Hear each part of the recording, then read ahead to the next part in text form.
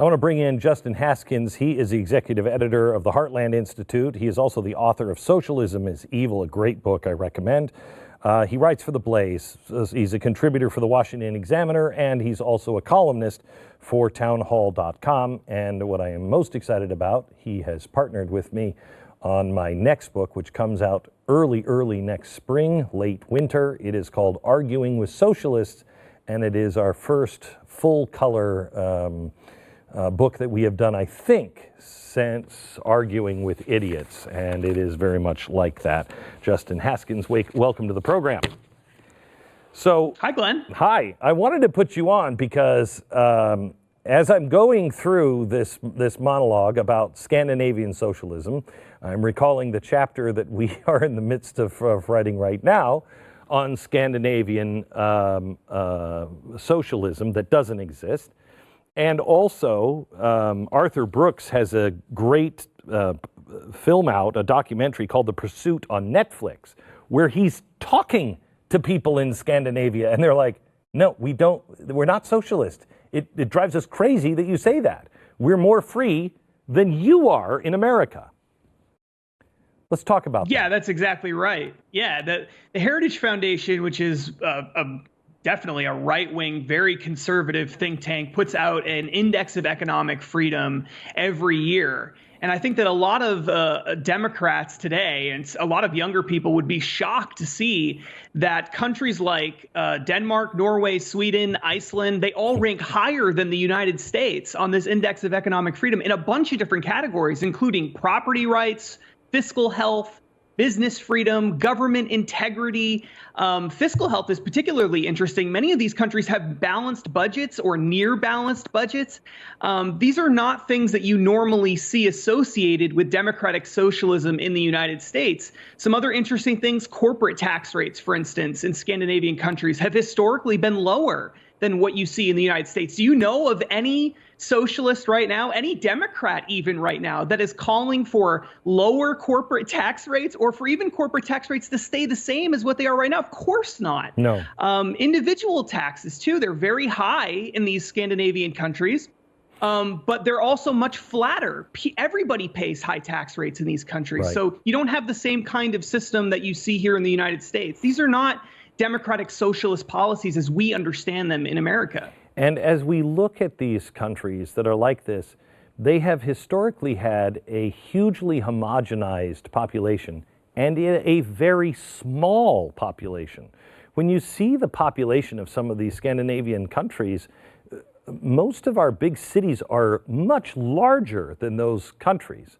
And if you are run well, which, if I'm not mistaken, and help me out on this, Justin, they were not run well. They were socialist countries 30, 40 years ago, and they were dying. And they decided, hey, we've got to do things right. Explain what they've gone through. Yeah, many of these socialist countries adopted, or many of these Scandinavian countries adopted socialist policies in the 1950s, 60s, and 70s that turned out to be incredibly disastrous. And I think that this is really the root of this Scandinavian socialist myth. For a long time, you could say that they were definitely on the road to socialism. For instance, they had this thing called wage earners funds in Sweden, where they were literally forcing companies to very slowly transfer ownership of businesses to the workers. And this proved to be so disastrous that you had massive demonstrations in the 1980s. For instance, in 1983, they had a demonstration, one demonstration in a country of 8 million people where over 100,000 people came out to demonstrate. That's just an incredible number when you think about it. It'd be like a demonstration of millions of people here in the United States. The policies were so bad in these countries, these socialist policies, so detrimental, that from 1950 to 2005, there was absolutely no economic growth in the country of Sweden. I want you to say that again. Say that again. No economic growth. Say that, yes, this that is again. a lost. Sure. From 1950 to 2005, there was zero economic growth in Sweden. Zero. I mean, it's astounding. It's a lost half century. Yeah, there is no one who would even believe that statistic. That no one changed status. Nothing happened. Zero growth, zero job growth, everything at zero That's astounding. And that's when they Yes, it is. That's when they really started to go capitalist.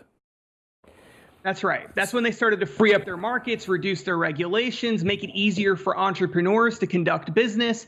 And so really they've moved in the free market direction, not in the socialist direction over the past couple of decades, really. And as a result of that, their economies have improved dramatically.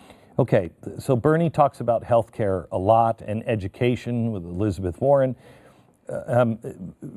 England just reversed its free education. You don't have a free education in England anymore. They just reversed it because it was collapsing.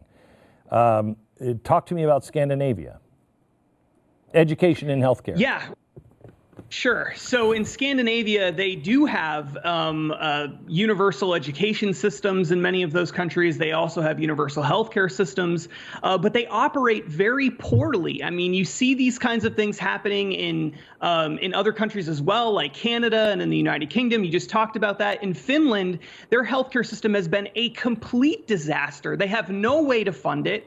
It's gotten so bad that in these Scandinavian countries, including in Finland, they've pushed the retirement age well past 70, well into the 70s, because they're just desperate for revenue and they're trying to get people to work for as long as they possibly can because the system is literally collapsing. They have no way to pay for their system. And we're seeing this throughout Europe, everywhere they've tried this. Also in Canada, there's been rationing as a result of this. Wait times are incredibly long compared to what you would see in the United States.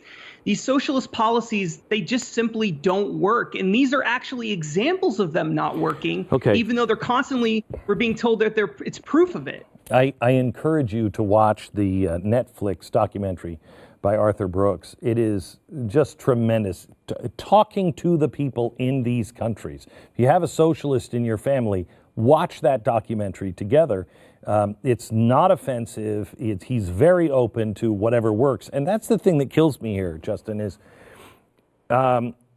they seem to be looking at the actual facts.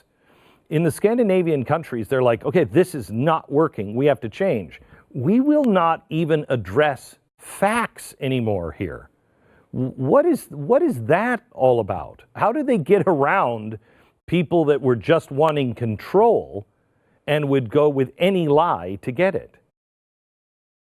Yeah, I think the biggest problem that we're facing in the United States today is that not just related to this one issue, but related to a bunch of different issues, is that there is a huge problem with people not seeking the truth. And not understanding the truth because they're constantly being fed these lies by socialist indoctrination factories, which is what I like to refer to as our K through 12 education system in the United States, as well as the media too. Much of the mainstream press, they're not telling people the truth about this. Bernie Sanders is walking around telling people he wants to be just like Sweden, Norway, and Denmark, and the media is not calling him out and saying, hey, wait a minute, those aren't socialist countries. It is incumbent on each of us to do our own homework. Share this video with a socialist that you know, and do your own homework. Don't take my word for it or anybody else's word for it. Do your own homework. Back in a minute.